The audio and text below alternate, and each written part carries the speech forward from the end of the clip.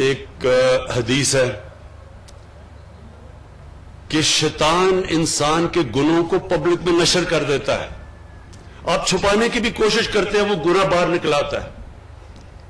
اب کس کو کیا پتا تھا کہ آپ نے اپنا نیب کا ہیڈ بھی رکھ لیا، آپ نے چارٹر آف ڈیموکریسی سے سمجھوتا بھی کر لیا، مکمکا بھی کر لیا دونوں سب سے. کسی کو کیا پتا تھا کہ پینما کے اندر انکشاف ہو جائے گا اور 4 جو بڑے بڑے محلات ہیں وہ باہر آ جائیں گے اور اس کے بعد آپ کی پھر سے ٹرائل شروع ہو جائے گی.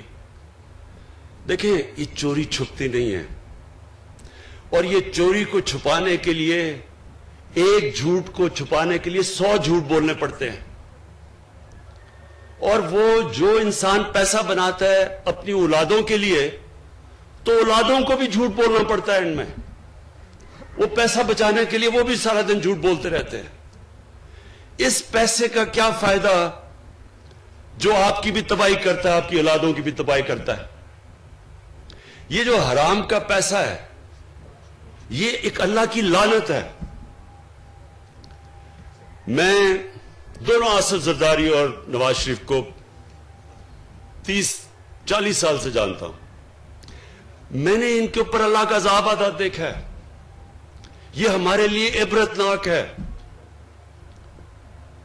اپنی زندگی میں دیکھا ہے ان کے اوپر کہ ان کی کیا حالت بنی. کبھی جیل میں جا رہے ہیں، کبھی باہر آ رہے ہیں، کبھی جھوٹ بول کے لندن جا رہے ہیں، کبھی سعودی عربیہ جا رہے ہیں، سب کے چوری کا پیسہ بچانے کے لیے.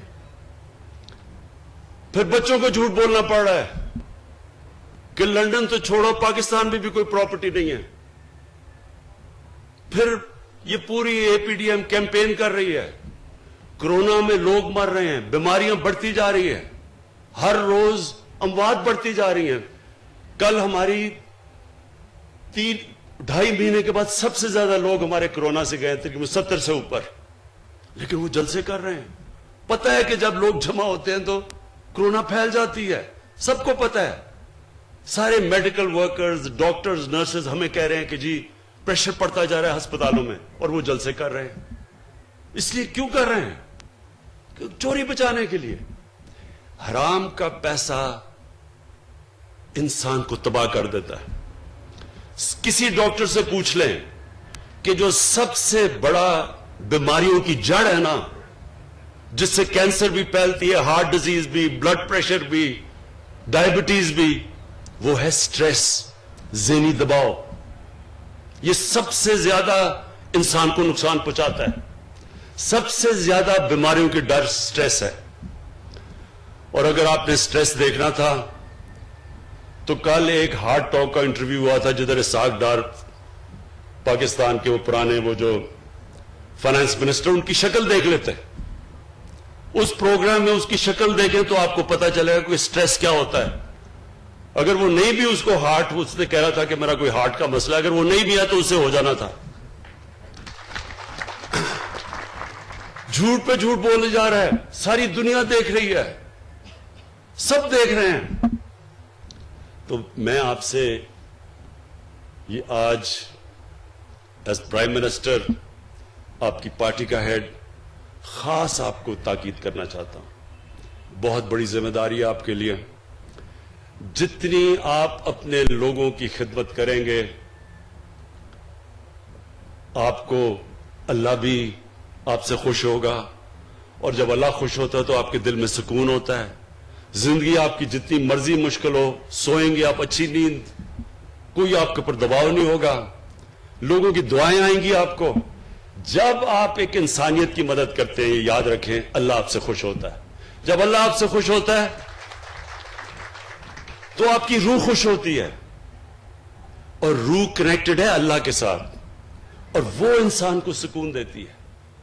ہمارے نبی صلی اللہ علیہ وسلم، ان کی زندگی آسان نہیں تھی.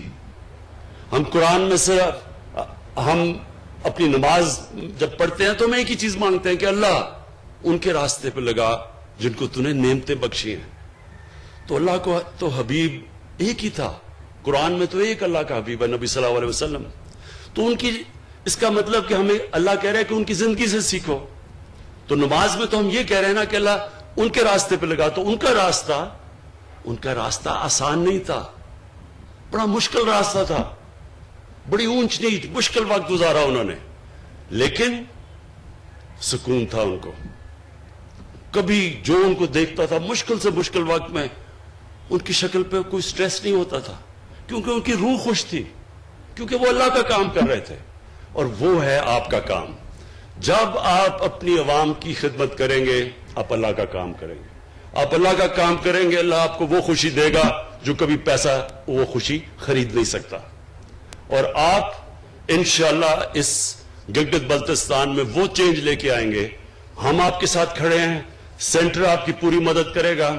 और मैं ये चाहता हूं कि जब आपका टाइम पूरा हो तो गिलगित बल्तिस्तान के लोगों की जिंदगियां बेहतर हो चुकी हो। शुक्रिया। वज़ीर आज़म इमरान खान